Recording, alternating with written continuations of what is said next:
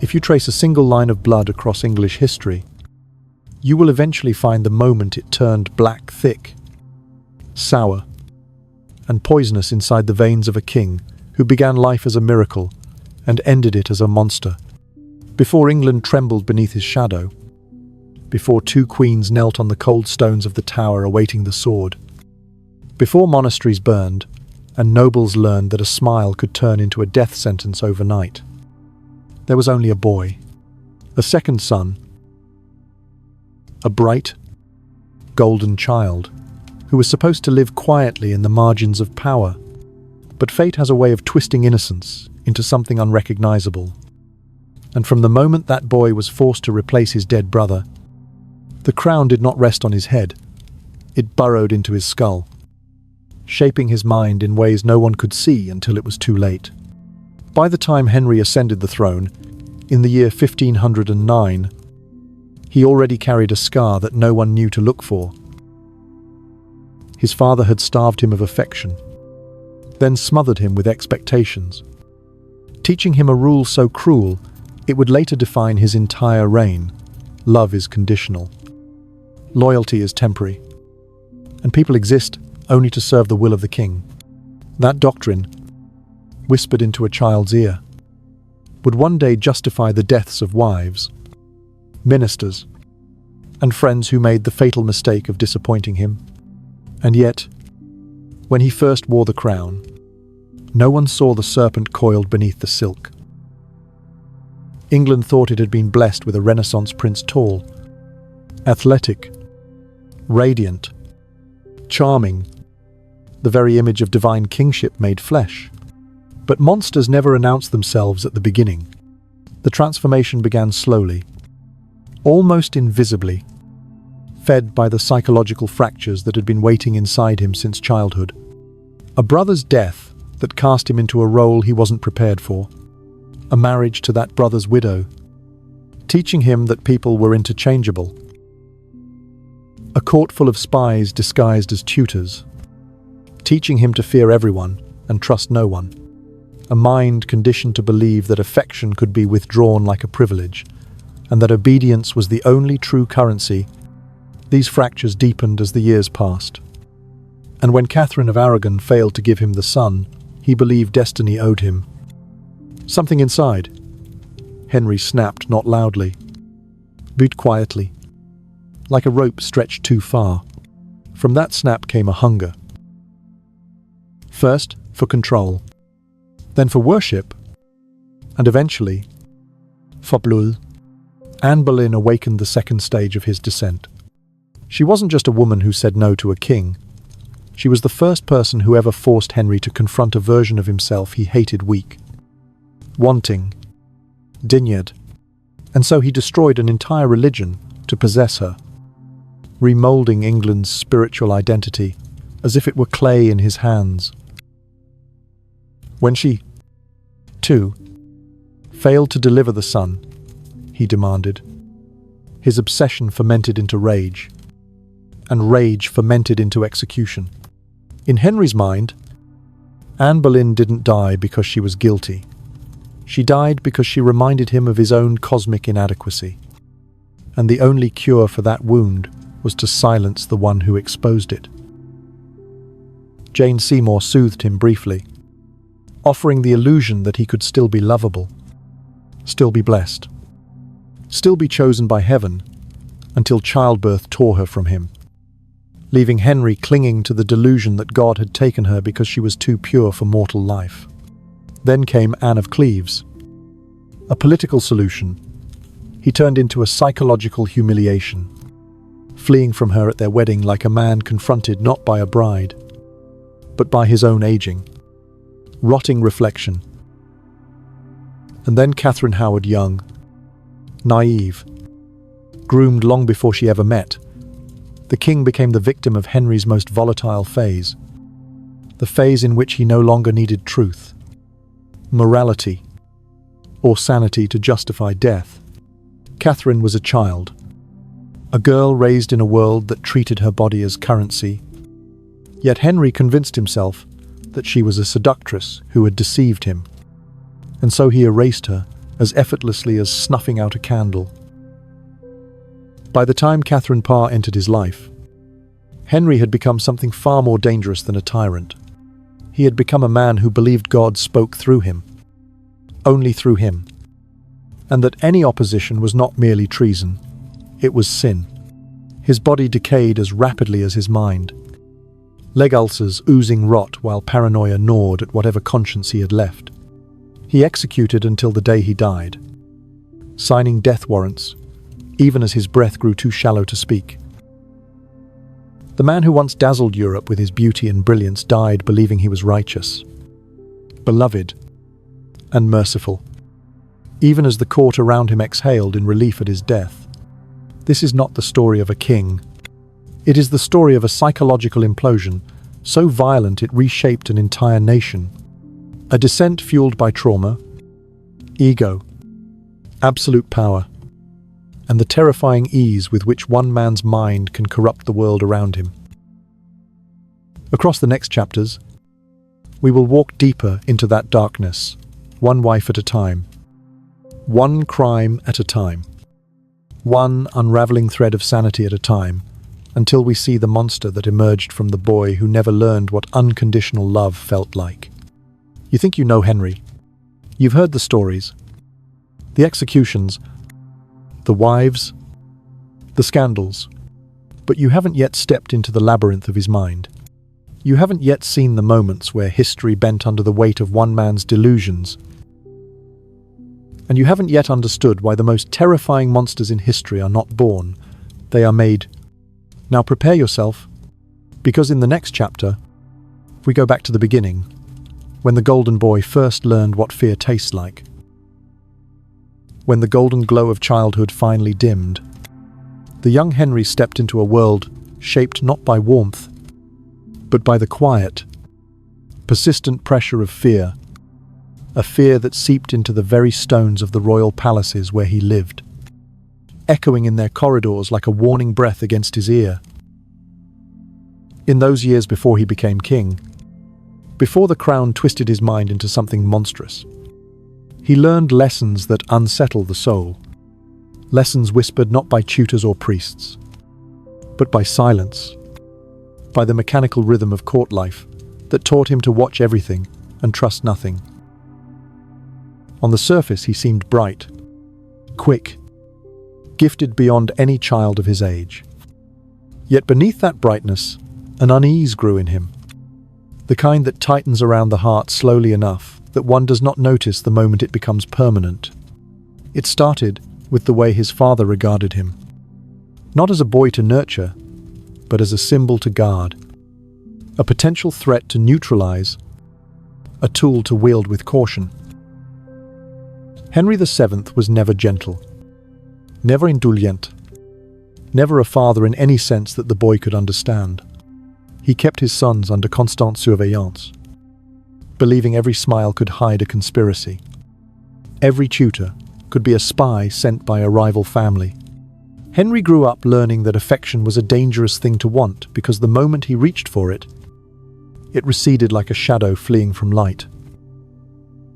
He was taught to speak softly, move carefully, and swallow every impulse that did not serve duty. And in doing so, he began to believe that even the smallest failures might cost him the fragile approval he longed for. These fears wrapped around him like vines that curled tighter with each passing year, creating a boy who learned to hide his real thoughts behind a charming mask.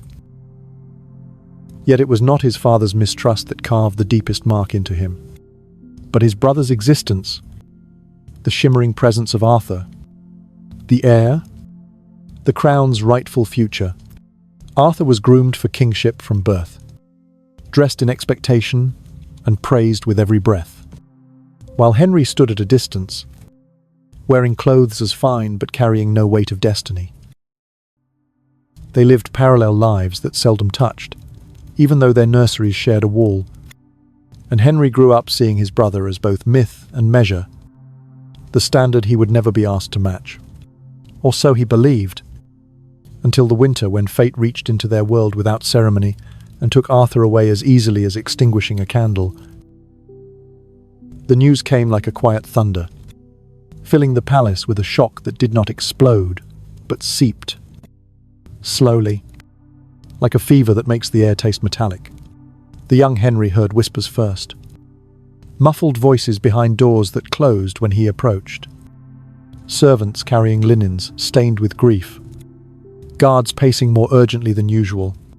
When the truth was spoken, it dropped into his life with a weight that knocked the breath from his chest.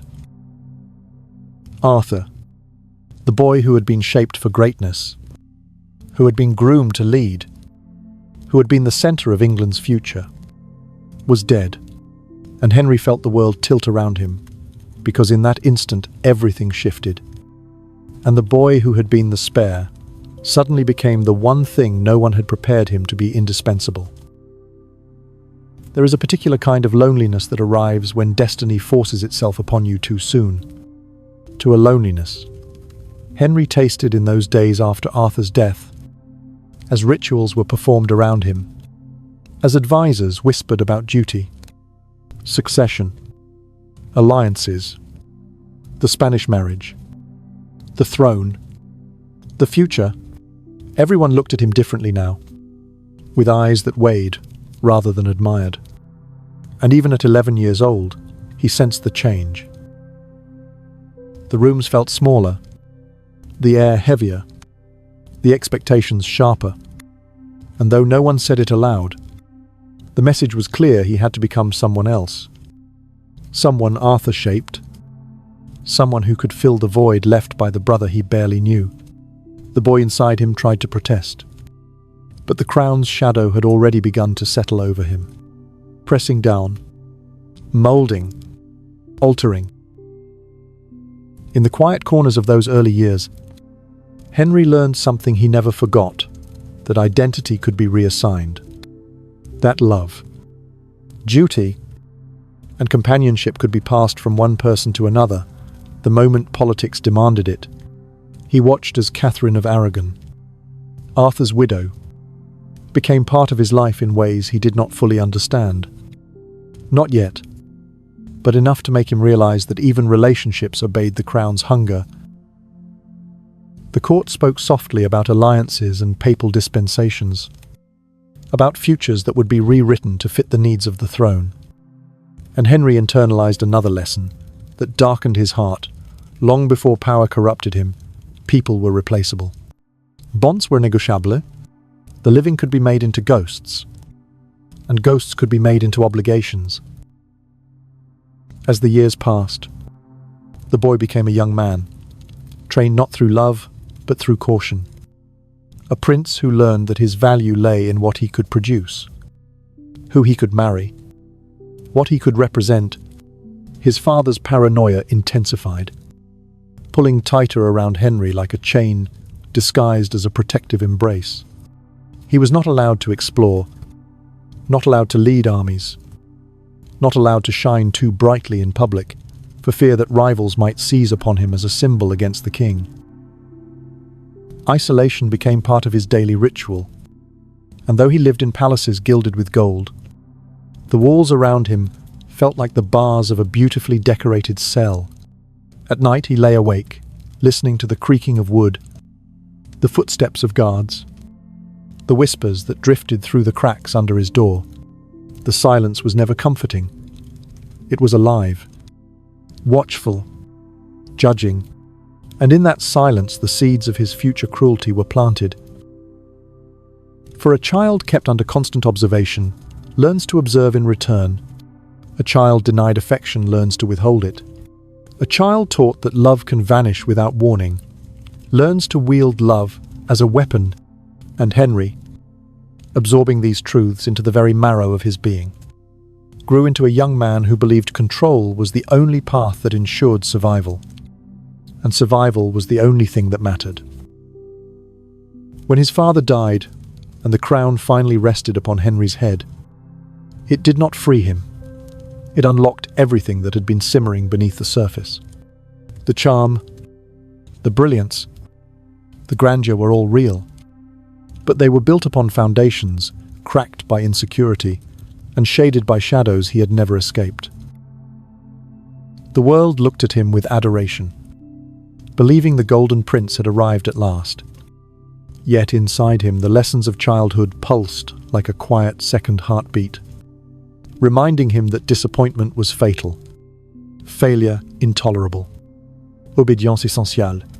And so, as he stepped forward into his reign, the man England saw and the man England would come to fear were not two different kings, but the same child grown tall inside a storm he had never learned to calm. The darkness had not yet bloomed, but it was waiting, patient, coiled in the place where fear meets desire, ready to rise the moment the world failed to give him what he believed he deserved. If you're ready, in the next part we will slip deeper into that quiet beginning of tyranny, the years when Henry tasted power for the first time and felt its sweetness cling to him like smoke he could not wash away. When Henry finally stepped onto the throne, wrapped not just in velvet and gold, but in expectations that clung to him like a second skin, something in him breathed freely for the first time, as if the long corridors of his youth had been too narrow to contain the ambitions that had been swelling quietly inside him. He was 18, radiant as a morning sun, and England greeted him not as a man shaped by fear, but as a promise restored after the long, shadowed reign of his father. Yet beneath that brightness, the shadows of his childhood travelled with him, unseen, like smoke that long outlives a extinguished flame. The boy who had learned to equate silence with danger and affection with obligation now found himself at the centre of a court where every eye watched him with hope, hunger, or hidden intention, and instead of shrinking from this attention, he inhaled it, letting it fill the hollow spaces carved inside him long ago.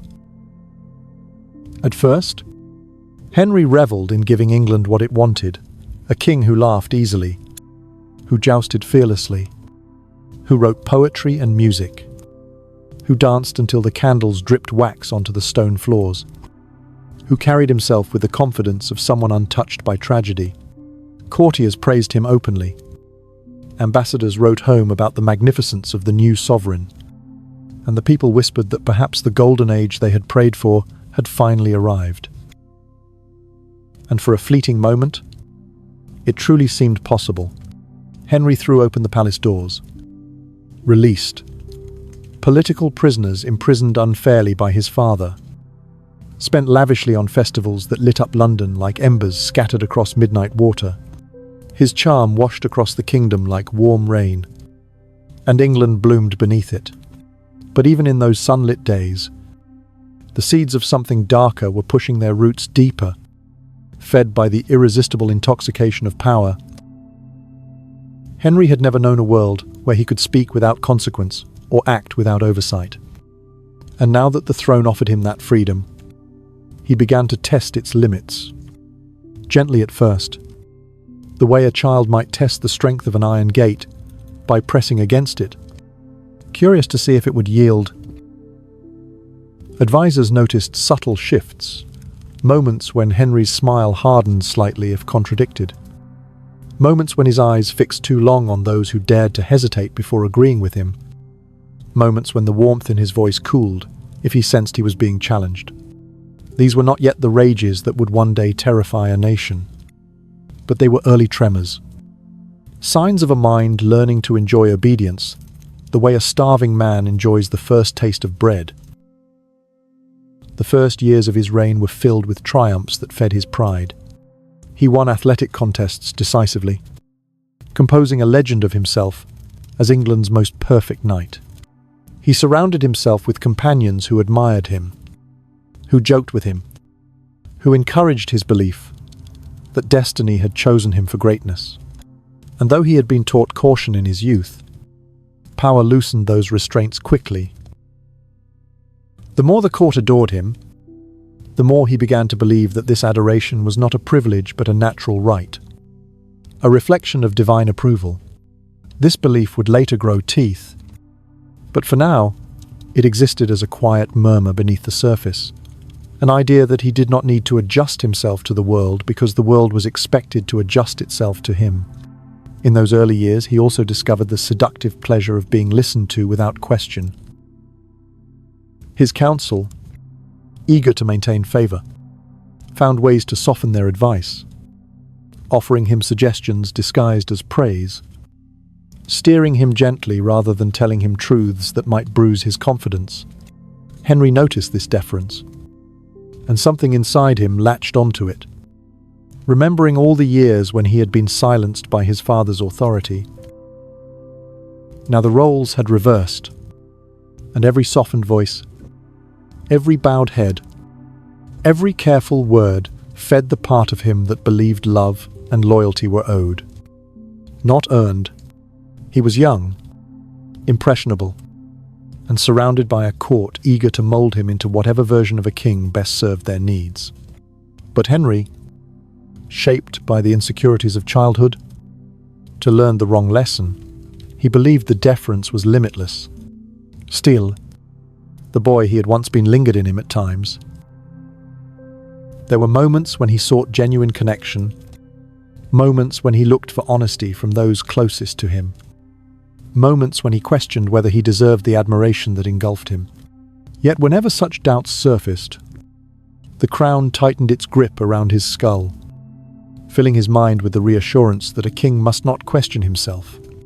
Self-doubt was for subjects. Certainty was for monarchs. And so, in the privacy of his thoughts, Henry began rewriting his own inner narrative, reshaping memory into prophecy. He convinced himself that God had plucked him from the unremarkable fate of a second son for a reason, that he had survived childhood not because of circumstance, but because destiny had chosen him, that everything he desired had already been sanctified by the mere fact that he desired it. This mindset became most visible in his early decisions about foreign policy and war. Henry loved glory the way a drowning man loves air. The legends of heroic kings from ancient tales sang to him, filling his imagination with visions of conquest and triumph, and he yearned to carve his name into history with sword strokes rather than parchment. When advisors cautioned him, reminding him of England's fragile finances and the risks of rash aggression, he heard their counsel not as wisdom, but as a challenge to his destiny. The boy who had been told no too many times was now a king who refused to hear it. And so he pursued military ventures not because they were necessary, but because they offered him the chance to become the figure the world told him he was magnificent, courageous, chosen. These early battles did not yet reveal the cruelty that would later mark his rule, but they did reveal something equally dangerous, a willingness to distort reality so it matched the image he carried of himself. Victories were celebrated extravagantly. Defeats were reframed until they no longer resembled losses. Advisors who warned him of unfavorable outcomes were gradually pushed aside in favor of those who praised him. And slowly, without anyone seeing the exact moment it happened, Henry surrounded himself with a court that reflected his own desires back to him like a carefully polished mirror. In that warped reflection, he saw not the truth, but a version of himself that grew increasingly confident, increasingly righteous, increasingly untouchable. Yet even as he basked in admiration, a strange quiet began forming around him. People who had once spoken freely now measured their words carefully. Those who had once debated him now deferred. Henry noticed this shift and mistook it for respect, unaware that the hush around him was not reverence, but fear beginning to take root. Fear moves silently, growing in the shadows where truth has no space to breathe. And in Henry's court it became the air itself, subtle, pervasive, shaping the behavior of everyone who came near him. And Henry, who had been raised to believe that approval must be earned through performance, now believed approval was a sign of divine favor. The king who had once craved love now craved submission. What he could not yet see was that this thirst would one day devour everyone around him. Beginning with the woman who would awaken a part of his soul he did not yet realize existed, the part that mistook obsession for destiny. In the next chapter, we will step into the moment when Henry's need for control found its first true target. and the Golden Prince began his metamorphosis into a man whose desires became indistinguishable from law. When Henry reached the stage of his early reign where admiration surrounded him like a warm cloak, he did not yet realize that admiration, when prolonged, begins to ferment into something far more potent and far more treacherous. The court's excitement at having such a youthful, radiant king had not faded. It had simply deepened into a collective belief that he was destined to expand England's glory in every imaginable direction. And Henry, who had grown up in an atmosphere where approval was rare, now absorbed this reverence with a hunger he could no longer control. The Golden Prince had grown accustomed to the idea that the world existed to answer him, and with every request that was met, with every hesitation that melted at the sound of his voice, the boundaries of his desire blurred until no one could tell where his will ended and his entitlement began. In those days, Catherine of Aragon stood beside him, not merely as his queen, but as the last anchor, tying him to a version of himself that had not yet fractured. She was older, composed, deeply devout, and possessed a quiet strength that made people gravitate toward her. Henry admired her dignity, but admiration was a fragile emotion in him, something that flowed easily but evaporated just as swiftly when confronted with obstacles. And the first real obstacle, the one that would awaken the creature sleeping at the bottom of his soul.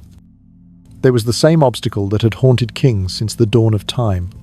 The question of succession. Catherine gave him children. Yes, but each son slipped away as if fate itself had taken offense at the idea of granting Henry an heir too soon. Queens across history had endured such losses.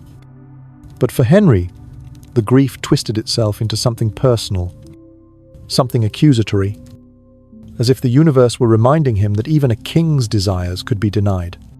Catherine endured each heartbreak with the patience of a woman who believed suffering had meaning, but Henry possessed no such belief. As each cradle fell silent, as each hope vanished into the echoing chambers of the palace, a subtle resentment began forming inside him, a whisper that grew louder with every passing year. He began to interpret Catherine's misfortunes not as tragedies but as failures. Failures that pressed on the fragile foundations of his self-worth. He did not voice this resentment openly. Not yet. But it lived in his glances, in the tightness of his jaw when he looked at her, in the way his attention drifted toward the youth and vitality of the women who served in her household. The court noticed the shift before Catherine did, sensing a change in the king's spirit long before he allowed himself to acknowledge it. But resentments alone do not change history. What changes history is the moment a man encounters someone who makes him believe fate is offering him a second chance. A chance to reclaim whatever he felt had been denied. And for Henry, that moment arrived with the quiet, almost unremarkable presence of a young woman whose intelligence and sharpness would ignite something inside him he had never felt so intensely before. Anne Boleyn stepped into Henry's life, not with the intention of becoming anything extraordinary. But Henry was already living in a world where coincidence could be repainted as destiny the moment it suited him.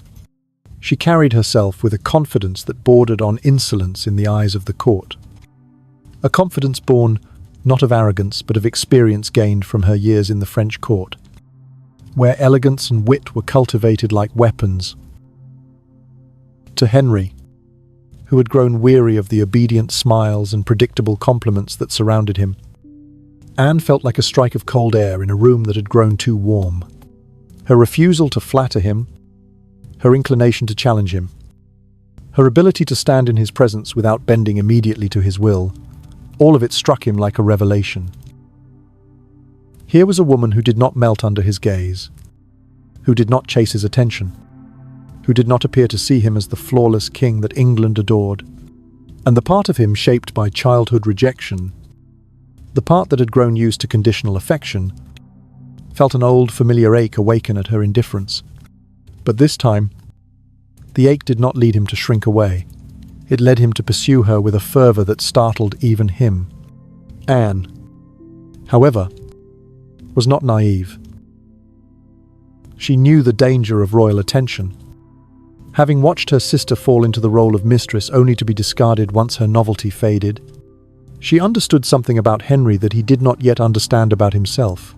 His affection was as volatile as a flame, bright one moment and destructive the next. And so she held her distance, not out of coyness, but out of survival, refusing gifts, declining advances, and turning his pursuit into a kind of spiritual trial. Each refusal only tightened the threads of Henry's obsession. The king who had once enjoyed adoration now found himself chasing a woman who treated him not as a god but as a man. And that reversal awakened a longing so deep it began reshaping the architecture of his mind.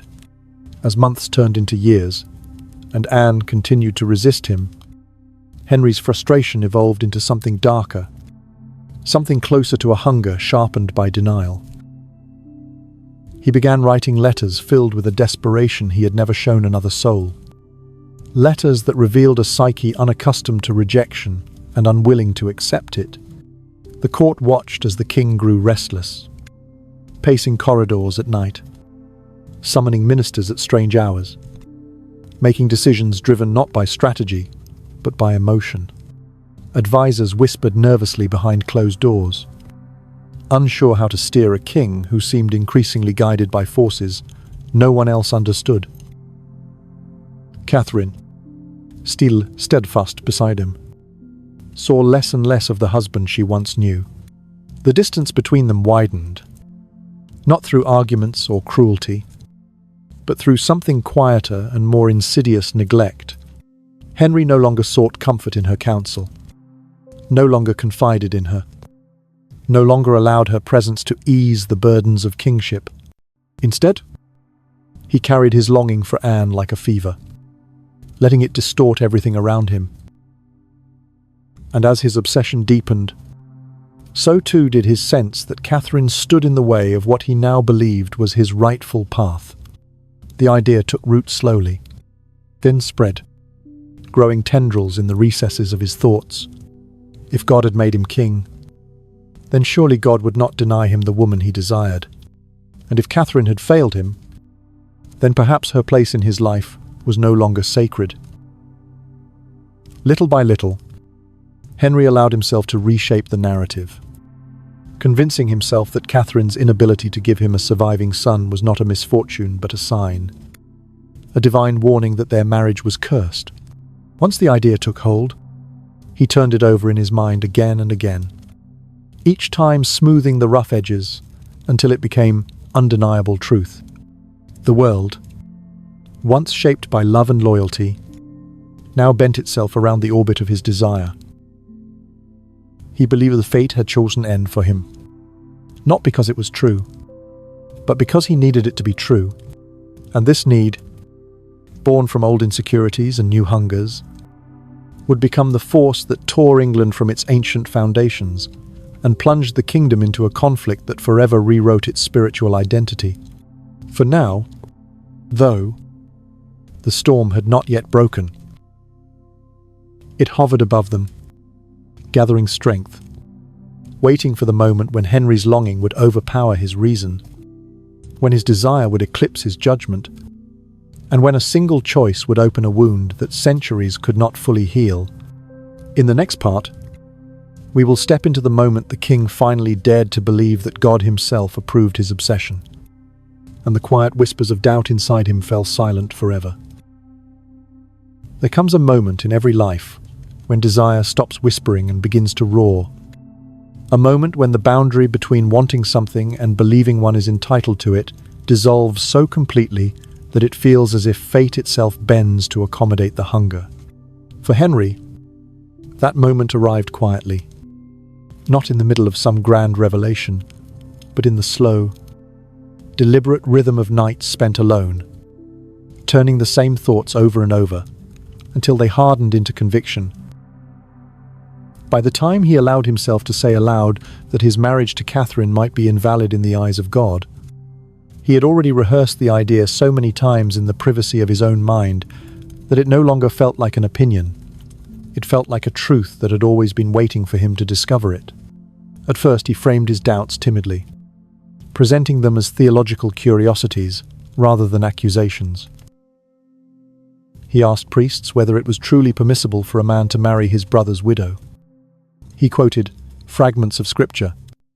He questioned whether God, in his mysterious justice, might have withheld sons from him as punishment for a union that should never have taken place.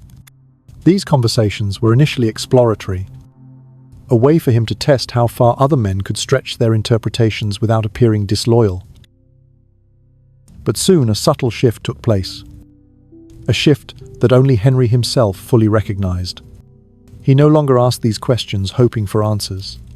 He asked them hoping for agreement, yearning for any echo that might support the belief already blossoming inside him. And slowly, inevitably, voices began to align with his.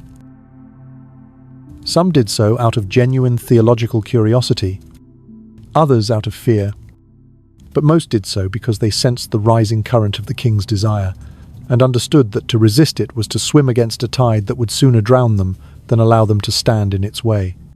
The notion that the king's marriage was unlawful grew like a rumor that no one could trace to a single origin, yet seemed to carry the weight of unspoken inevitability. And as this idea gained traction among courtiers and scholars, Henry began to feel a strange exhilaration, as if the world were finally falling into step with a rhythm he had been hearing alone for years. Catherine, steadfast and composed, sensed the shift long before she heard the accusations. She felt it in the way Henry looked at her, less as a partner and more as an obstacle, in the way his conversations curled away from her presence, in the way he withdrew into himself, tightening around the center of his own yearning like a storm gathering its strength. She prayed. She pleaded with reason. She leaned upon her faith. But nothing could dislodge the notion that had rooted itself inside Henry. The marriage that had once been her sanctuary now became a battlefield she had never chosen. And she entered that battle armed not with weapons but with dignity, convinced that steadfastness would prevail. But Henry no longer valued dignity, he valued destiny. Or rather, he valued the version of destiny that aligned with the woman who now occupied his every waking thought.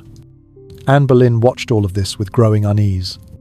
She had never encouraged a divorce, nor had she demanded a crown. Her refusals, once born from caution, now placed her at the center of a storm she had not meant to summon. She knew Henry's obsession had grown beyond her control when she saw the lengths he was willing to go to secure her approval. It frightened her in ways she dared not voice, because she began to understand that when a king reshapes the world according to his desires, no one, not even the object of those desires, is safe from the consequences. But Henry saw none of that. What he saw was a future that had been denied him too many times, a future in which he finally possessed the son who would secure his legacy, and so his longing for Anne transformed into something sacred. He convinced himself, slowly and then suddenly, that God himself had placed Anne in his path. The woman who resisted him became in his mind a divinely appointed test, a flame he was meant to pursue at all costs, a signpost pointing him toward a destiny greater than any king before him. He believed that if he could take Anne as his wife, if he could begin anew with a woman who had never belonged to another, the heavens would reward him with the son he believed he deserved. And once a king convinces himself that God wants what he wants, there is no force on earth capable of stopping him. The great matter, as it came to be known, did not erupt dramatically. It unfolded like creeping ivy, slow at first, then rapid, winding its tendrils into every chamber of English, political and spiritual life. Henry petitioned Rome, expecting a swift annulment. But he underestimated a truth he had not faced before, that there were powers in the world that did not bow to his will. The Pope hesitated, The cardinals stalled. Foreign courts watched with suspicion. And for the first time, Henry felt the sting of being denied by men who could not be intimidated and would not be seduced by visions of destiny. This resistance did not humble him, it enraged him. And anger, in a mind shaped by insecurity and fed by adoration, is a dangerous architect. It builds not with logic, but with grievance, constructing labyrinths where the doors lead only deeper inward. And in that labyrinth, Henry wandered, convinced that a conspiracy had formed against him, that foreign powers sought to weaken him, that Catherine's relatives in Spain maneuvered to humiliate him, that the Pope no longer acted as God's representative, but as a puppet of his enemies. The king who once radiated warmth now emanated suspicion that chilled the very air around him. Catherine, seeing the storm intensify, clung to hope, believing Henry's heart might still recall the years they had shared, the daughter they had raised, the prayers they had whispered together in their youth. But Henry had already rewritten the narrative in his mind, transforming their marriage from a partnership into a mistake, a divine error that he alone had the courage to correct.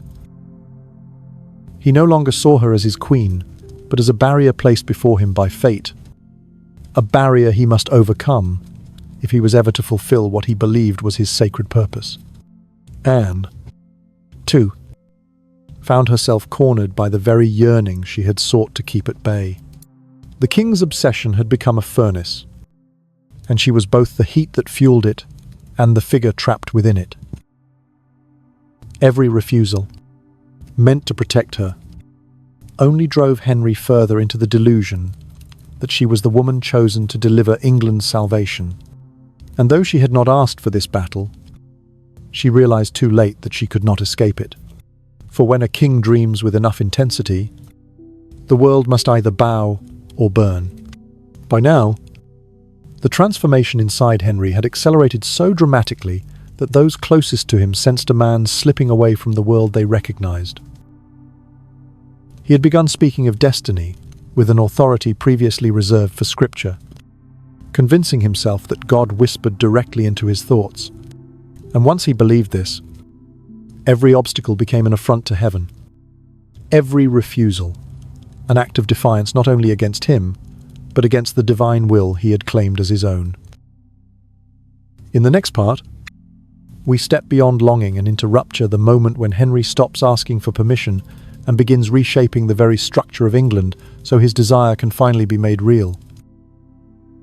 When Henry finally crossed the invisible threshold between questioning the church and defying it, something irreversible shifted inside him. Something that made the air in the royal chambers feel heavier, as if the walls themselves sensed the tremor of a new era approaching. The man who once knelt faithfully in chapels, whispering prayers with genuine devotion, now rose from those same chapels with a sense of indignation that no scripture could soothe. He had come to believe that the Pope's refusal to grant his annulment was not merely political resistance, but a personal insult, an affront to the divine purpose he had spent years convincing himself he embodied. And once that thought lodged itself in his mind, it grew like a vine, fed not by water or sunlight, but by resentment and wounded pride. Every letter from Rome denying his requests felt like a hand pressing against his chest. Not firmly, but mockingly, as if daring him to push back harder. And Henry, who had been denied affection in childhood, denied sons in adulthood, and now denied validation at the height of his power, began to see the world as a battlefield arranged deliberately against him. He stopped believing that obstacles were natural. Instead, he believed they were malevolent, strategic, and targeted. With each refusal from the Pope, the crown on his head seemed to tighten, not like a band of gold, but like a ring of iron slowly shifting from ornament to weapon. His advisors noticed the transformation long before he acknowledged it openly. The king no longer spoke of Scripture with humility. He spoke of it with possession, bending verses into shapes that fit the contours of his desire. He pointed to passages that justified his cause, dismissing those that contradicted him as misinterpretations or remnants of a corrupt church. The more he convinced himself that his reading was the correct one, the more he began to see himself not merely as a king interpreting divine will, but as a king embodying it. And once that seed took root, he no longer sought approval from any earthly authority. This newfound certainty changed everything. It altered the atmosphere of the council chamber, where ministers now approached him as though entering a sanctum rather than a room of political discourse.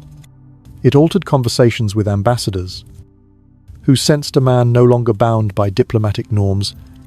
Even Catherine noticed it in the way he held himself, no longer burdened by doubt, but buoyed by a conviction that frightened her more than any anger he had ever directed at her. Because conviction, when paired with power, is far more deadly than rage. Anne, too, sensed this shift, though she could not escape the role Henry had carved for her in his internal mythology. She watched him argue with ministers, walk restlessly through palace corridors, and speak with an intensity that revealed how deeply he believed God had marked him for transformative purpose. It was not admiration that stirred within her, nor pride, but something closer to dread. She understood better than anyone that a man who believes his desires are holy becomes capable of transgressions. Even he would have once found unthinkable. Henry's obsession with Anne did not cool as he fought Rome. Instead, it fused with his anger into a single force that drove him forward with an almost feverish clarity. The more the church resisted, the more he clung to her, as though the struggle itself proved she was the key to his destiny.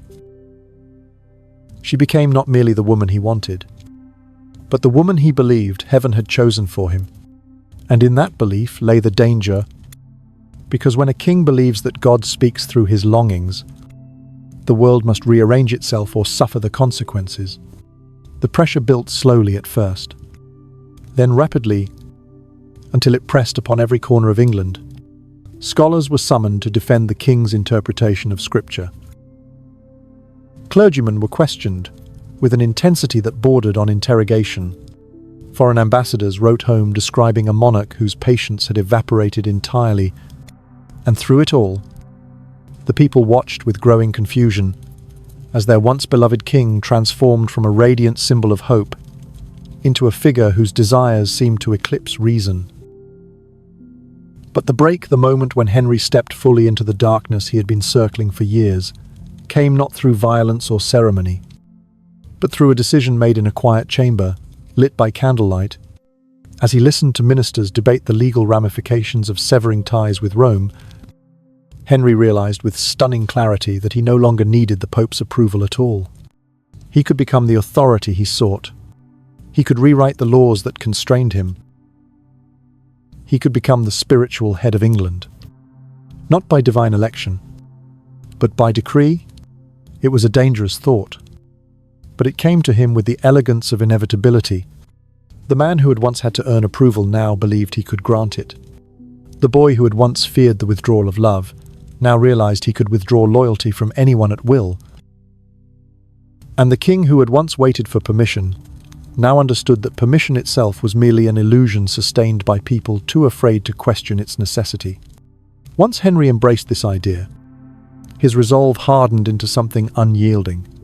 He began dismantling the spiritual infrastructure that had defined England for centuries.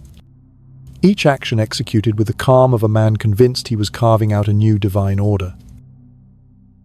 The Act of Supremacy declared him the supreme head of the Church of England. Laws were drafted. Oaths demanded. Dispunished? The shift was seismic, but Henry navigated it with a terrifying ease, as if he had always known the path would lead him here. And perhaps, in some part of his mind warped by insecurity and ambition, he had. Catherine watched as her world collapsed piece by piece. Yet she held her dignity, even as Henry stripped her of her title, separated her from her daughter, and forced her into a life defined by absence. Her suffering, once shared quietly between them, now seemed invisible to him, overshadowed entirely by the gleam of a future he was determined to seize. And though she prayed for a miracle, the miracle never came. Henry no longer recognized her as the woman he had once loved, but as the remnant of a former life he had already outgrown. Anne, meanwhile, found herself caught in a storm whose power she could never have anticipated. She had inspired in Henry not merely passion but transformation, and the burden of that transformation pressed on her like a crown far heavier than gold. She had wanted protection, not revolution. She had wanted security, not a kingdom reshaped through fire. But it was too late. Henry had already convinced himself that the New England he was creating was the one she deserved. All that remained now was for the final tie to be severed, for the old queen to be cast aside, and the new queen to rise in her place. And as Henry marched toward that inevitability, he felt a rising exhilaration, a sense that the world was finally beginning to reflect the kingdom he had envisioned. Yet beneath that exhilaration lurked something darker, a whisper that had always been with him, a whisper that murmured of betrayal and destiny, of love curdling into obsession, of devotion turning into judgment. In the next part, we enter the moment when the crown finally slides onto Anne Boleyn's head, and the very instant it does, the shadow of her execution begins forming behind her. When Anne finally crossed the threshold from lady-in-waiting to queen, the air around her changed in ways that even she, sharp as she was, did not anticipate. Becoming queen was supposed to be triumph, the culmination of 6 years of pursuit, hesitation, denial, and negotiation. Yet the moment the crown touched her head, she felt a strange coldness settle beneath her skin, as if the weight of the jewel-encrusted band pressed not only upon her skull, but upon her fate itself. The court erupted in celebration. Music rang across London. Bells echoed above the rooftops. But Anne, standing tall, radiant, fierce, felt something shift in Henry's gaze. Something subtle, yet unmistakable. A flicker at the back of his eyes like a candle catching a sudden gust. It was admiration still. Yes, but threaded with something new, something more demanding, something that had sharpened during the years he fought against Pope and kingdom to claim her. Desire had not vanished. It had crystallized into expectation, the kind that leaves no room for error. And Anne, who had once wielded resistance as her shield, now found herself stripped of that power. For queens cannot refuse kings the way ladies can, cannot shape the narrative the way mistresses might. She had spent years controlling the pace of Henry's courtship, but now the roles reversed entirely. She was his wife, his chosen, the woman he believed God had appointed to deliver the son. The universe had denied him for decades, and Henry, freed from the chains that had once bound his desire, now demanded from her what he believed destiny owed him. The burden was immense. Though Anne did not falter outwardly, she held her head high, wore her gowns with calculated precision, spoke with the confidence of a queen who had crossed fire to reach her throne. Yet beneath the confident veneer, she felt currents pulling at her ankles, as if she stood ankle-deep in a tide that threatened to drag her toward a darkness she could not yet name. She sensed the resentment of Catherine's loyalists haunting the corners of the palace, sensed the murmurs of the people who whispered that she had bewitched the king, sensed the stiff politeness of courtiers who bowed deeply but whose eyes remained cold. And above all, she sensed the fragile tether that bound Henry's love to his expectations. A tether so taut, it hummed with the slightest movement. Henry, immersed in the glory of his triumph, did not see this fracture. He saw only his victory, the woman he had chosen, the England he had reshaped through sheer will. and the future, he believed, would now unfold exactly as he had envisioned. He dreamed of sons with dark eyes and noble brows, heirs who would secure his legacy and silence the doubts that had haunted him since childhood. He believed all the suffering of the past years, the arguments, the excommunications, the political chaos would be redeemed the moment Anne gave birth to a boy, and that belief became the silent pulse beneath everything he said and everything he did.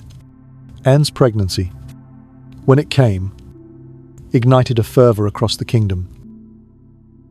Henry walked with renewed confidence, his face lit with a pride so intense it bordered on spiritual ecstasy. He spoke of destiny as though he had glimpsed it through a crack in the heavens. Yet destiny, fickle as ever, had its own script. When Anne delivered a daughter, the silence that fell over the court was so profound it seemed to replace the air itself. Elizabeth Bright, healthy, beautiful, was placed in Anne's arms, and Anne loved her instantly, fiercely, with a tenderness she had never shown the world before. But Henry, though he smiled, felt a splinter lodge inside him. For a fleeting moment, Henry convinced himself it didn't matter, that the next child would be a boy, that this was merely a pause in the divine narrative he had spent years writing. But the part of him shaped by insecurity, the part that had been waiting for the universe to affirm him, could not help but feel betrayed. The whispers began immediately, the servants walking more quietly, the ministers bowing a little less deeply, the courtiers exchanging glances that suggested pity Henry could not bear to recognize. And Anne, watching all of this, felt the air change again, not with sudden violence, but with the quiet dread of a room slowly filling with smoke. She understood Henry better than anyone. She knew how deeply he craved fulfillment, how easily disappointment could curdle inside him, how quickly love could sour when threatened by the ghost of inadequacy. So she pressed herself harder into queenship, hosting gatherings, aligning with reformers, speaking boldly in council chambers, determined to remain indispensable.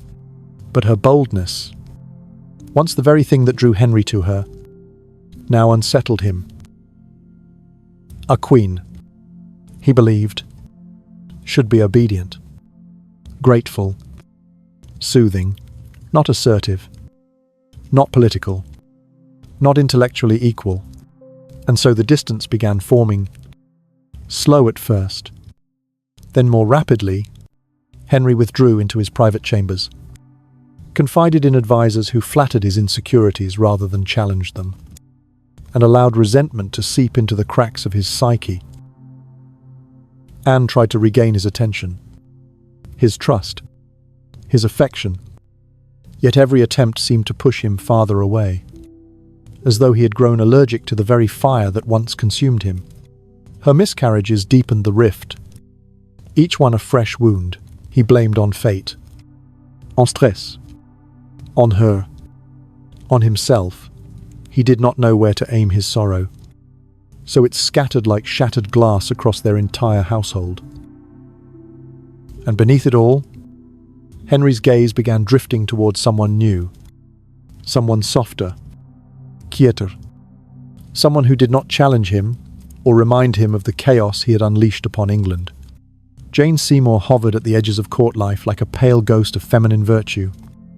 Everything Anne was not, everything Henry now believed he needed. Anne sensed this shift with the intuition of a woman who has lived too long in the shadow of a volatile man. Each time Henry's eyes softened at the sight of Jane, Anne felt a cold shiver crawl up her spine. Not because she feared Jane herself, but because she recognized the shape of the story repeating. Once, she had been the new beginning. Now she was the mistake Henry needed to correct. The tragedy of Anne Boleyn was not written in a single moment, but layered slowly, one disappointment at a time, one whispered rumor at a time, one breath of doubt at a time. And as Henry's court filled with factions, some loyal to Anne, others eager to replace her, The king drifted farther into the dangerous realm where personal grievances masqueraded as divine signs.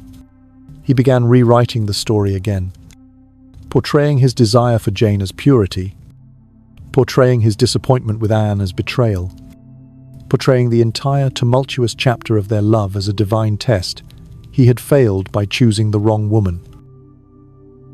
And once Henry reaches the conclusion that a woman is wrong for him, the rest of the kingdom reshapes itself to prove him right.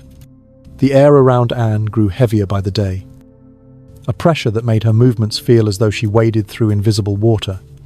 Doors that once opened quickly for her now creaked. Smiles that once greeted her with warmth now froze into politeness.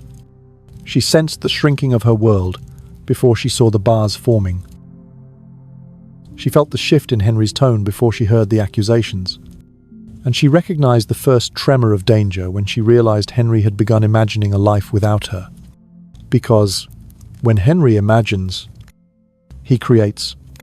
And when he creates, someone must be destroyed. In the next part, we walk with Anne into the narrowing corridor of her final months, where every gesture, every word, every breath becomes evidence against her. And the king she once captivated begins preparing her for the executioner he has not yet named, but has already chosen. The final months of Anne's life did not arrive with thunder or outcry, but with a creeping stillness that settled around her chambers, like a mist rising from the river at dawn, soft enough to go unnoticed at first, yet dense enough to swallow everything once it took hold. She felt it in the space between conversations, in the way courtiers paused a heartbeat too long before answering her, in the way their smiles tightened around the edges, as if held together by invisible seams. No one spoke of danger, not openly, not even in whispers that drifted through corridors. But Anne did not need words to recognize when the air around her had begun to rearrange itself. It began with the absence of Henry. He had once appeared in her rooms as though drawn by instinct, pacing with restless affection, demanding her attention, seeking her laughter, but now his footsteps no longer echoed down her hallways. The evenings stretched long and hollow. The candles burned without purpose, and Anne felt the quiet pressing against her temples like a growing bruise. When Henry did appear, his presence felt distant, as though he stood behind a veil she could no longer lift. His questions were clipped, his eyes colder, his attention flitting away with the slightest distraction. It was not anger that frightened her, but something worse: indifference. The slow unspooling of a bond once bound too tightly to imagine unwinding. She tried at first to reach him through gentleness, then through reason, then through charm, but each attempt slid off him like water off stone. He would nod, offer a faint smile, say little, and leave. The door would close, and Anne would be left staring at the wood grain as if it held the answer to a question she no longer dared ask. She had lived long enough at court to know what indifference meant when it came from a man like Henry. Love had been her shield. Obsession had been her armor. But now both had vanished, leaving her exposed to a danger she had spent years trying not to imagine. The first unmistakable sign came in the form of Jane Seymour's presence growing bolder. Anne saw it in the way Jane walked, careful yet steady, as if someone had assured her she no longer needed to hide. She saw it in the way courtiers began aligning themselves toward Jane with subtle tilts of the head, in the way Jane's brothers stood a little closer to the king, in the way Jane's pale face seemed to glow with quiet confidence, born not of ambition but of certainty that the tide was turning, that Anne's star was dimming, that Henry's heart had already travelled elsewhere, even if his steps had not yet followed. Anne did not hate Jane, but she feared what Jane symbolized: the king's desire for a new beginning, a rewriting of history, a cleansing of mistakes. Anne knew better than anyone that Henry's version of cleansing came not through forgiveness but through elimination. And as she watched him gravitate toward Jane with the same hunger he had once directed at herself, she felt a cold truth rising from the depths of her thoughts. She was no longer the chosen one. She was the obstacle now, the reminder of a costly rebellion, the embodiment of a promise unfulfilled. It was in this fragile state that rumors began to sprout like weeds after rain. They appeared first in quiet corners, in the murmurs of servants who avoided her eyes, in the lowered voices of nobles who shifted uncomfortably when she approached. The court no longer met her with open admiration, but with a cryptic mixture of curiosity and dread, as though they sensed that the queen was stepping onto ground already primed to collapse beneath her feet. These rumors were not yet accusations. You danced too freely. You laughed too loudly. You spoke with too much ease to men who were not the king, but their trajectory was unmistakable. Anne felt them circling her, tightening with each passing day. She tried to deny the fear building inside her, tried to remind herself that she was queen, that Henry had moved heaven and earth for her once. But the truth, sharp and unforgiving, was that Henry no longer remembered the sacrifices he had made. His mind, once full of devotion, had rewritten the past into a narrative that no longer required her presence. And a king who convinces himself that the past was a mistake becomes capable of correcting it without remorse. The moment everything shifted from unease to terror happened in a single heartbeat, during a conversation that began as nothing more than an ordinary exchange. She had spoken lightly with a court musician, teasing him for his melancholy expression, a kindness she had offered countless times before. But on this day, someone noticed, someone repeated it, someone twisted it, and the twist found its way to the king. When Henry confronted her, his tone was not accusatory but curious, and that curiosity chilled her far more deeply than anger. He asked her questions that seemed harmless, but Anne felt the trap in every syllable. The cold calculation behind his gaze. He no longer sought reassurance or truth. He sought justification, and justification, in Henry's hands, had always been the first step toward destruction. After that moment, the palace itself began to shift around her. Doors closed more quickly when she approached. Conversations ended mid-sentence. Laughter from distant rooms seemed to carry a hollow ring. The very walls felt as though they were pulling away from her, rearranging themselves to create a void she could not cross. Even her ladies-in-waiting began moving more cautiously, unsure whether remaining loyal to Anne would endanger their own futures. Her final attempt to regain Henry's affection was neither grand nor strategic. It was simply human. She approached him in a private chamber, hoping her presence might reach whatever remained of the heart that had once adored her. But Henry met her with the same distant politeness he might offer a visiting dignitary, formal and restrained, untouched by emotion. In that moment, Anne realized something far more devastating than his anger. She realized she no longer existed in the place where his affections lived. He had erased her not through cruelty, but through forgetfulness. And that forgetting was the prelude to something far worse. The accusations, when they came, struck with the force of a blow she could not see but felt in every bone. Adultery, treason, incest, crimes she could not have imagined being spoken aloud in connection to her name. Yet the charges were crafted with a precision that could only come from minds long accustomed to bending truth until it fractured. The dates did not align. The details contradicted themselves. But the point had never been accuracy. It had always been plausibility. And in a world where the king's word outweighed any fact, plausibility was all that was required. Anne was stunned into a silence that did not come from guilt, but from the realization that no defense she offered would matter. She pleaded innocence, not from desperation, but from truth. But truth no longer held power in a court shaped entirely by the king's shifting desires.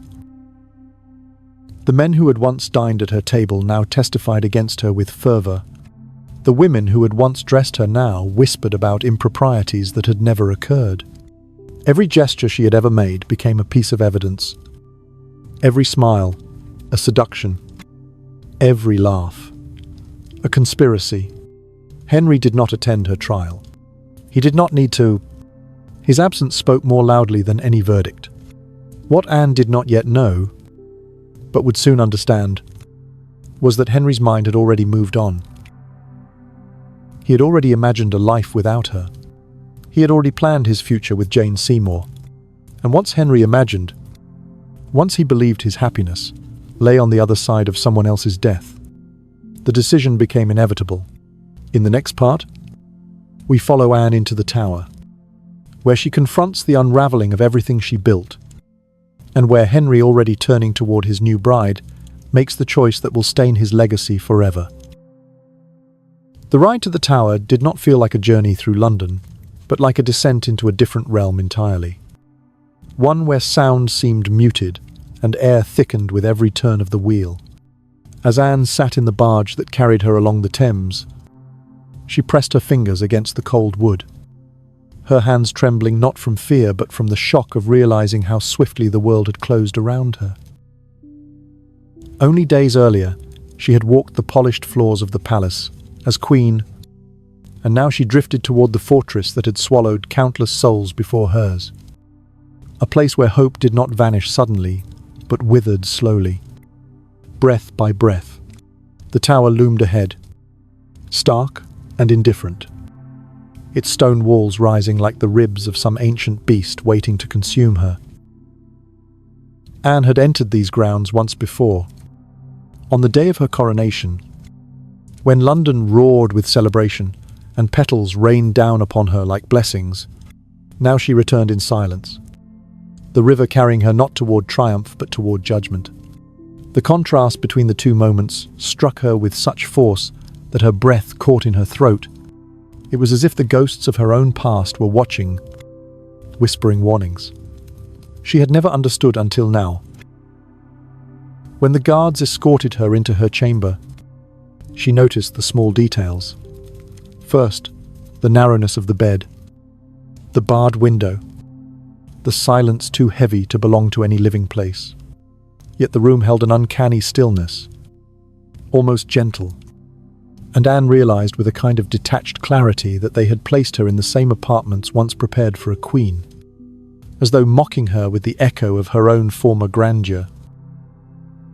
She touched the wooden posts of the bed, ran her fingers along the window ledge, and felt time folding in on itself, compressing her life into these walls. But the isolation did not break her immediately. In the first hours, she held on to hope with the desperate logic of someone who had learned how quickly Henry's moods could swing. She believed, or tried to believe, that he might come to his senses, that he might remember the years of devotion, the sacrifices both had made, the daughter they had brought into the world. She repeated these thoughts like a mantra, steadying herself with the fragile possibility that Henry's heart, once so warm towards her, might still hold a spark of mercy. Yet night has a way of stripping away illusions. When darkness settled over the tower and the halls outside her chamber grew quiet, Anne felt the truth seep into her bones. Henry's absence was no longer a pause, it was a verdict. A man does not abandon the woman he loves to rumors, to accusations, to imprisonment. A man does not hide from the suffering of someone he still sees as part of his future. Henry's silence was complete and devastating. She realized, with a hollow dread, that in his mind she was already gone. As the days passed, the interrogations began. They did not come with violence or threats, but with the polite cruelty of men who had decided her fate long before they entered the room. They asked questions that twisted her memories into accusations, transforming innocent gestures into sinister secrets. They pressed her for details she did not possess, names she had never spoken with ill intent, conversations she had forgotten entirely. Each question was a trap, constructed with meticulous care, and Anne, despite her intelligence, could feel herself drowning in their nets of implication. The worst moments were those when they mentioned her brother. George, brilliant, loyal, beloved, had been arrested on charges so grotesque she could scarcely comprehend them. Incest, betrayal, treason. The words hung in the air like smoke, suffocating her. She felt her pulse quicken, her breath hitch, her vision darken around the edges. She knew the accusations were lies. She knew the truth no longer mattered. And in that realization lay a grief deeper than fear, a grief for the world she once believed in, a world where loyalty and truth might have protected her. News from outside came to her as fragments, whispered by the few attendants permitted to bring her food or clean the chamber. She heard that Henry was riding more frequently now, that he spent long hours with Jane Seymour, that he appeared lighter somehow, as if relieved of a burden. The thought struck Anne with a pain more piercing than any blow. She had been replaced before she even had the chance to defend herself. Henry's love, once blazing enough to set kingdoms aflame, had flickered out the moment she ceased to serve his sense of destiny. She prayed often, not for salvation, but for strength to endure each passing hour. She prayed for her daughter, imagining Elizabeth's small hands reaching for a mother who would never return. She prayed for clarity, for the courage to face whatever awaited her beyond the tower gates. At night, she lay awake, listening to the faint echo of waves lapping against the stone foundation. The sound rhythmic and patient, like the beat of a clock, marking the dwindling minutes of her life. As the trial approached, she felt time accelerate, events spiraling faster than her thoughts could keep pace. The courtroom was a stage already set, filled with men whose verdict had been carved into their faces long before she entered. Anne stood tall, her gown simple, but her posture regal, determined not to offer them the spectacle of her collapse. She spoke with calm conviction, knowing full well that truth was powerless here. They listened with polite attention, nodding occasionally, their expressions unreadable. Yet Anne saw the emptiness in their eyes. They were actors in a play whose ending had been written before the first lines were spoken. The guilty verdict came swiftly, delivered in a tone so detached it felt almost surreal. Death, by sword, as a sign of mercy. Endebarhed, not in acceptance, but in acknowledgement of the inevitable. There was no point in protesting. The currents she had been swept into were far stronger than any defense she could muster. She returned to her chamber with a strange calmness, the kind that arrives when the mind abandons fear, because fear no longer serves a purpose. In the final nights before her execution, Anne found a clarity she had not known in years. She understood now that her downfall had not come from her actions, but from the shifting tides of Henry's love and ambition. She realized that her intelligence, her fire, her refusal to yield qualities that had once drawn Henry to her had become the very things he could not tolerate once his desires turned elsewhere. She saw herself not as a sinner or a seductress, as her enemy claimed, but as a woman caught in the path of a king who believed his will was law. Her last morning arrived quietly. The sky was pale, the air still, as though the world itself held its breath. Anne dressed with deliberate grace, smoothing her gown as if preparing for a ceremony rather than a death.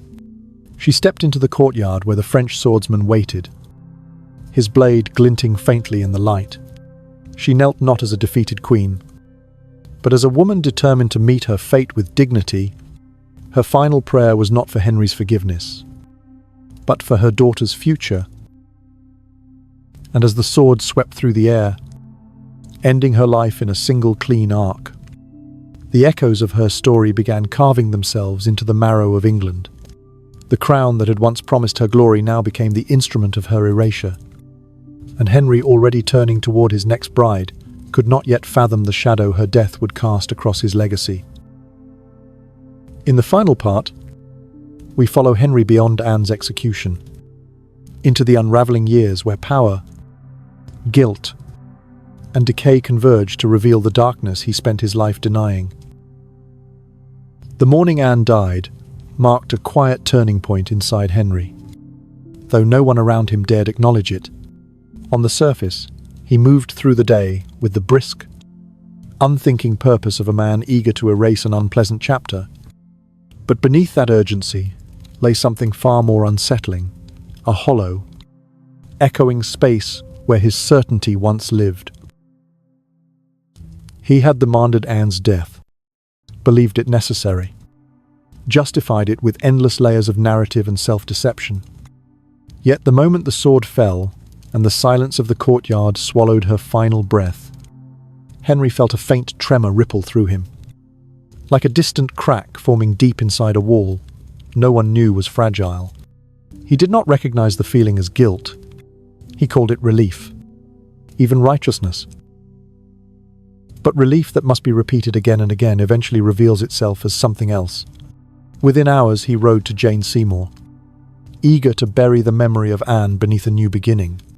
The speed with which he shifted from executioner to suitor startled even his closest courtiers. But Henry behaved as though the world had simply corrected itself, as though Anne's death had been the removal of a thorn rather than the extinguishing of a woman who had once consumed his entire world. Jane greeted him with the softness he craved. Gentle eyes, delicate words, a presence that calmed rather than challenged. In her, Henry saw not love but anesthesia, something that dulled the ache he refused to name. And because the ache did not disappear completely, he chased her affection with the desperation of a man fleeing from his own thoughts. Jane's obedience, her quiet demeanor, her careful avoidance of anything that might resemble ambition, became the balm. Henry pressed against the raw wound he still denied. He married her swiftly, projecting onto her the purity he believed had been denied him by Catherine and corrupted by Anne. Jane did not resist the role. She had seen what resistance brought, and Henry, eager to believe God had finally rewarded him, clung to her with a fervor that bordered on worship. He convinced himself that Jane would give him the son destiny had long withheld. He prayed over her, hovered over her, shielded her from the slightest discomfort, as though he could force the universe into fulfilling his desire through sheer vigilance. When she finally delivered a healthy boy, the joy that erupted in Henry was almost frightening. It was not merely a father's happiness, but a kind of vindication, a declaration that the years of turmoil had been part of a divine plan leading to this singular moment. For a brief period he glowed with a warmth that made the court believe the worst was behind him. Yet joy built on fragile foundations never lasts. And Henry's joy was built upon the illusion that life would finally bend to his will. Jane's death shattered that illusion.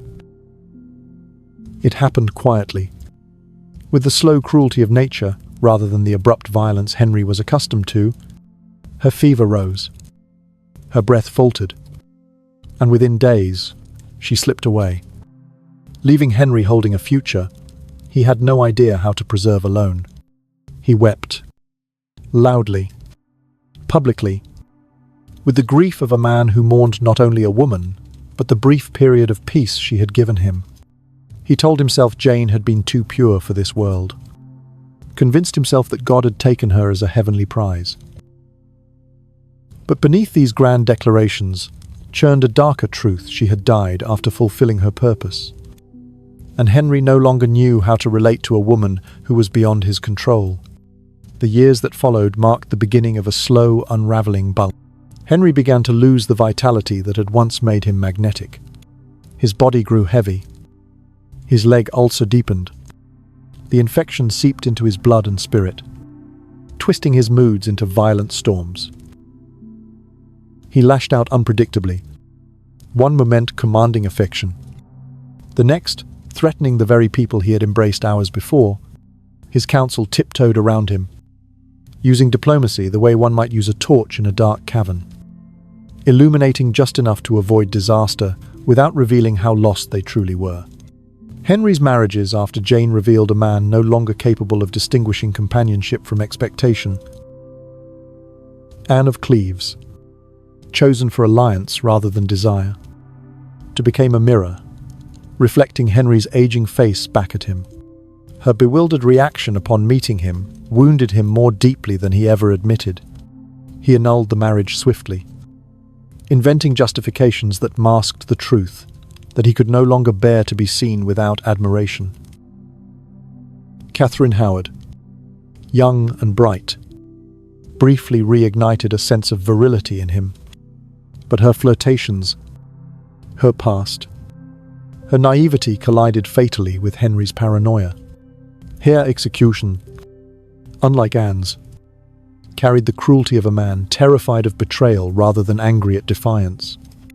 And each death carved deeper lines into his psyche, leaving behind a hollowing that no new bride could fill.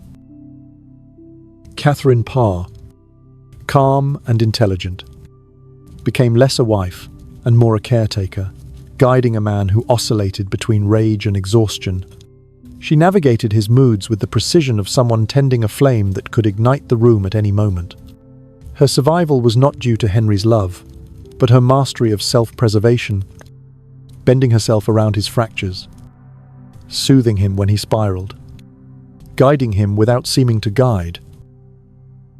She outlived him, but the years she spent at his side aged her spirit long before they aged her body. Henry, meanwhile, drifted further into the labyrinth of his own mind. The aches of his body merged with the fears he carried since childhood, the fear of inadequacy, of betrayal, of being forgotten. His court became a gallery of masks, each person hiding their true thoughts behind polished obedience. Henry sensed their fear and interpreted it as respect, not realizing that respect freely offered and respect demanded through terror are shaped from opposite truths. His paranoia deepened, turning every silence into a threat, every hesitation into a conspiracy. He ordered arrests with the same ease he once ordered dances. Men loft, trusted, elevated, were suddenly dragged to the tower when they failed to reflect the image he demanded of them. In the final years, Henry became a fortress unto himself. The once magnificent halls where he had danced and laughed were now quiet spaces, filled with the scent of medicine and decay. His leg, swollen and infected, throbbed constantly, pulsing with the humiliation of a king whose own body defied him. Servants feared entering his chamber, unless summoned. Advisors spoke in careful scripts. Even the courtiers who once flattered him now avoided his gaze, terrified of being the next to fall. When death finally approached, Henry sensed it long before anyone said the words aloud. The silence around him grew heavier, thicker, as though heaven and earth were holding their breath. Cranmer arrived too late to elicit confession. Henry, slipping in and out of consciousness, squeezed the Archbishop's hand, a gesture some interpreted as faith, others as fear, but all understood as the final assertion of a man who had spent his life terrified of surrendering control. He died surrounded not by loved ones, but by people who dared not tell him the truth. And when the news spread, England exhaled with a relief so profound it echoed across the court like a forgotten prayer finally uttered. The legacy Henry left behind was not merely the stories of his wives or his wars, but the shadow of a truth he never faced, that no matter how fiercely he tried to command destiny, no matter how violently he tried to carve the world into a shape that soothed his insecurities, the darkness he feared most had lived inside him from the beginning. A boy taught that love was conditional became a king who made love impossible. A man, terrified of weakness, became a ruler weakened by his own fear. A king desperate to be divine died as human as any man, haunted by the ghosts of the women whose lives he consumed.